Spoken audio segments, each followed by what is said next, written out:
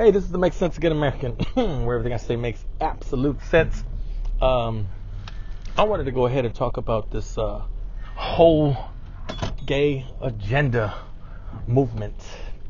You know, I did a previous video about black power, and this is how much power you have. I'm going to go ahead and, I keep reaching for other stuff. I'm going to go ahead, let me go ahead and do this.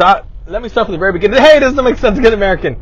I'm going to go back for a couple of videos back, probably one of my first videos that I made, and it talks about how Hollywood does not want to make the black man desirable.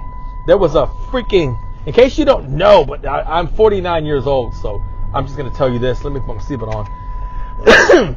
There was a show called Sha-Na-Na. Yeah, Sha-Na-Na. The only one that I remember is Bowser and Johnny. That's it. It was some bald guy and some other guys. There was a bunch of guys that was performing. Lenny was one of them. He played the sax, Fat Lenny. Anyways, it was a show from the 70s that dressed like they were from the 50s. And they tried to keep the oldies alive, and they would do oldies covers, lots of oldies covers. And of course, you had to have the token black man. This black man was ugly. He looked like he had Down syndrome. He was butt ugly, but that was on purpose. They're not going to have no good-looking man, tall, dark, handsome, so that white women can lust for him. It's not going to happen, bruh. You're going to sit there and perform, and that's all you're going to do. Another show was called The Love Boat. They had Isaac. He was a short little man. No woman desired him. No woman thought about him. They didn't think about, they just did it. Hollywood did not want to allow the black man to be desirable in Hollywood.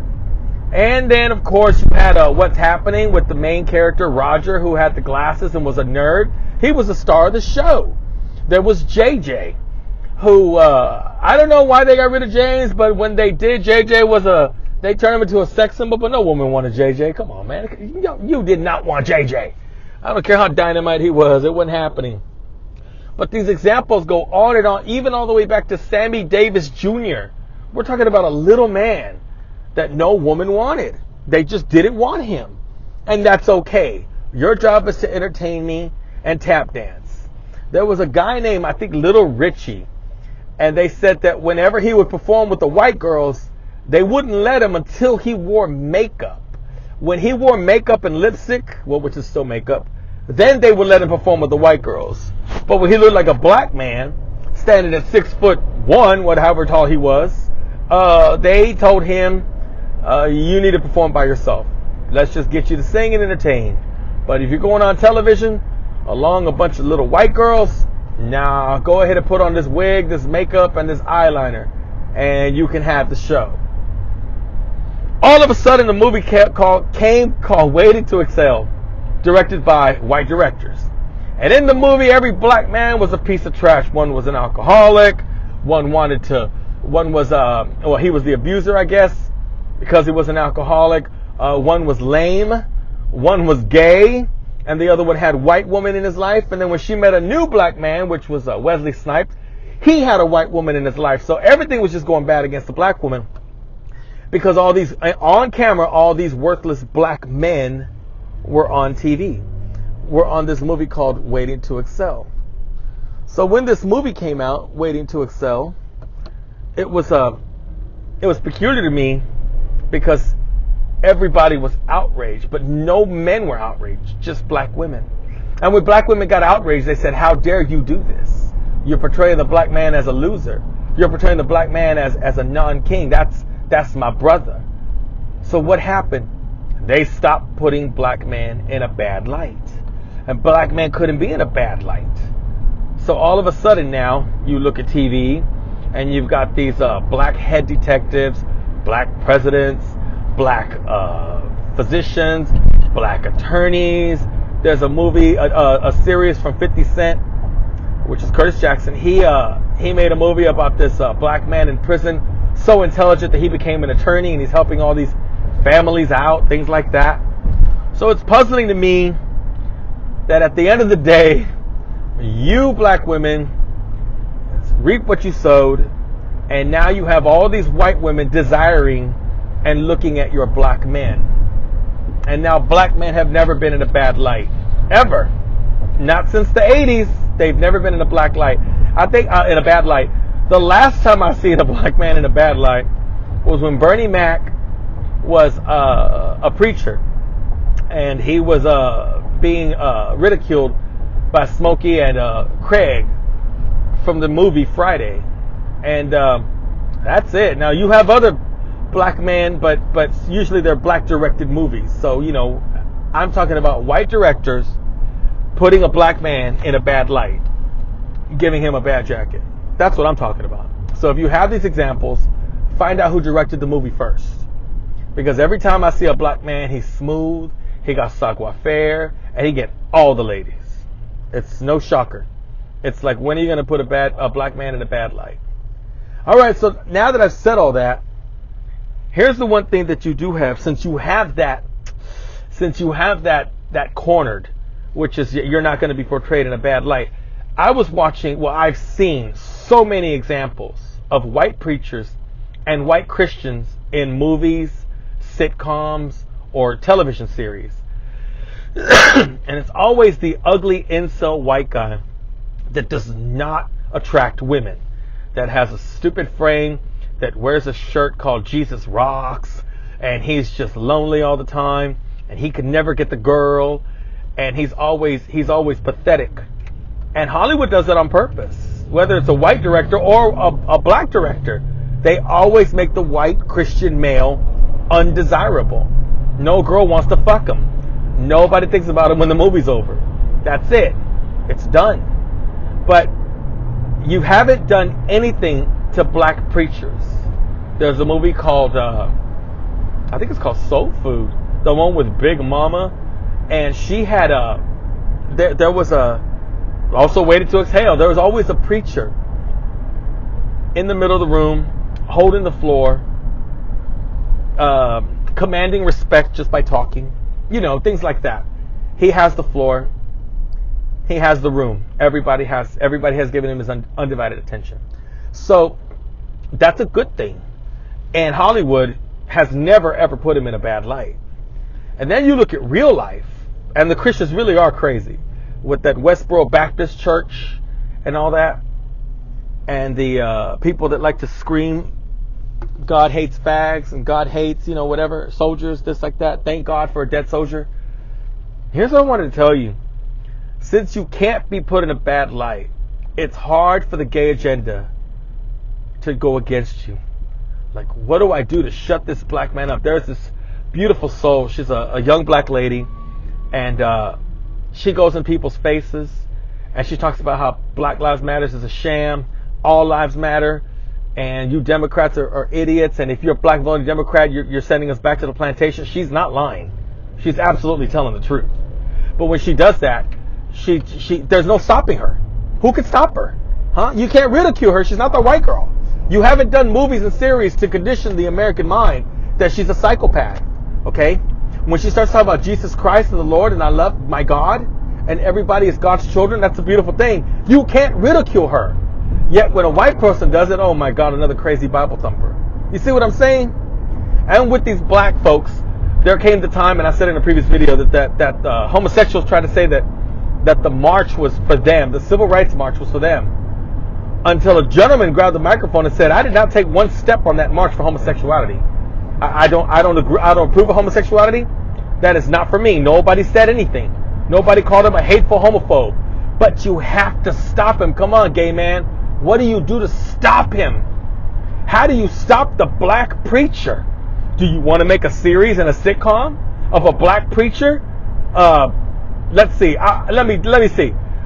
Starting this fall on ABC, it's called Preach, Nigga Preach, and it's about a black preacher that likes to molest. No, that's a little intense. Black preacher that chases all the white. No, you can't see. You can't do it. You can't do it. You can't put a black man in a bad light ever since Waiting to Exhale. You can't do it. So you're stuck. How the hell do we stop him? Okay, we can make music talking about black preachers, but I don't know if that's going to help. We could have a bunch of kids saying that he molested. That's not going to work, see, because the white media would have to put a camera on a black man's face, and they're scared of that. They don't want to do that. I mean, they're scared to put the cameras on protesters' face saying, why did you hurt those people? Why did you throw the brick? Nope. They'll look at the camera and say, what a peaceful protest. You're getting a free pass all the way around. And this goes to you too, black preachers. Where you at? Because they're not going to stop you. They're not. Oh, wait a minute. They got something. Yep. The gay agenda has found something. First, they're going to use a black man to take down all the statues. Okay? Then they're going to use a black man to intimidate all businesses. In case you didn't know, Doritos had made a commercial. I was watching the Super Bowl, and Doritos had made a commercial, and there was this black gentleman. He was a cop. And I think somebody took a crunch of the Dorito or something like that, and the black man became a monkey. I was like, whoa, that's a little bit, oh, hold on. But since Al Sharpton they paid Al Sharpton money to shut up. Like you see what I'm saying? It's like, while everybody was complaining, as long as nobody touches it, as long as Al Sharpton didn't say anything, I guess that was okay. But it wasn't okay. A black man turned into a monkey. Are you serious? And they let it happen. Now, there was a Abercrombie and Fitch that put a little monkey shirt on a boy, and that caused havoc. But if Abercrombie and Fitch would have had money on Al Sharpton's books, it wouldn't have hurt anything. But yeah, a lot of people were pissed off. A lot of people could get pissed off really easily, really quickly. But like I said, for some odd reason, no havoc happened. So all this intimidation is making all these businesses donate to Black Lives Matters, so that you don't get doxxed, and you don't get boycotted, and you don't look hateful. And after that's done, and the statues, all you need left is Jesus. And how do you do it? Well, those idiots from Black Lives Matters are coming. And here they come, going for the churches. Jesus was a slave owner. Moses owned slaves. Noah owned slaves. The Bible's slavery. The Bible taught slavery. Yeah, in 1990, when I started learning about the Bible, yeah, I never said, where's my slave? That's stupid. You people are morons. You act like this book is encouraging slavery. It's giving you a piece of history. That's what it's doing. And it helps you find inner peace. But you want to go ahead and find inner violence, and you want to go ahead and do that. That's okay. You're going to go ahead and do it, because the gays want you to do it. Your leader is a man in a skirt. That's what your leader is. And his sidekick, the lesbian with the dildos in the dishwasher. That's your leaders. That's who you're following. You're playing right into their script. I say it a lot, but I'm going to say it again. You people are morons. You're fighting for that. I thought it was about George Floyd, not statues. I thought it was about George Floyd, not Jesus monuments. I thought it was about George Floyd, not the Bible. I thought it was about George Floyd, not Aunt Jemima. Man, you forgot about George, didn't you? It's like, where's George? Instead of where's Waldo? Like I said, they're using you to take down the Bible. They couldn't use it through Hollywood, and they can't use it through media, so they have to use it through Black Lives Matter and slavery. Here we go again. Because the Bible talks about slavery. And we can't talk about that. Can't do that. Because it offends the black king. A Bible. That Bible never offended you. It offends gays more than it offends you. Understand? There's a gay man right now trying to talk to a little boy, and little boy's looking at him like, no, man, I'm not going that route, man. That's the Bible says. And that gay man is pissed. I just got to get rid of all the Bible so I can go bang this little boy.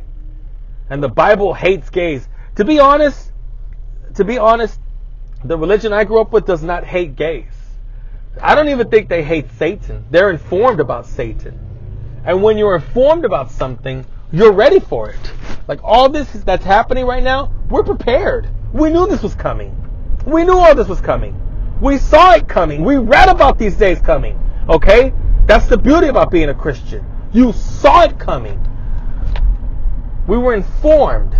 That's all. Nobody hates you. We're informed about the devil. We don't hate the devil. We're just informed. I see you. I see you lurking. Satan, I see you right there. Don't act like I don't see you. I see you right there. With the same thing with you. I see you gays. I see you. They see you and you hate being seen for what you really are. A disgusting human being. You're nasty. You want to tell me you're born that way? You want to tell me all that? I'm probably Fair enough. Yeah, but the Bible doesn't hate gays. You were told that the Bible hates gays. I don't hate you. I don't even hate you. I'm just grossed out by you. And I wish you would leave these kids alone. But so long as people keep taking their kids and showing them the Bible and showing them that man's supposed to be with a woman and you're supposed to get married, even though I'm so against that. But you're supposed to get married because it does a father in the home and all that good stuff. That really does beat everything. That beats white supremacy. That beats poverty. That beats unhealthy child upbringing. Yeah, beats everything. I'm ranting right now. Let me see how this sounds. This doesn't make sense to get American. I'm going to see if I can post this or if it's just way too long. I'm already at 15 minutes and 45 seconds. Yeah, I think there's an agenda, and I think you idiots at Black Lives Matters fell for it. So go ahead and get the church, because apparently slavery. Yeah, meanwhile, the man in the dress is looking right at you saying, that dumb motherfucking black man is taking down Jesus. This is a great day. Ooh, this is a great day. Yeah, you're making him happy. Idiots!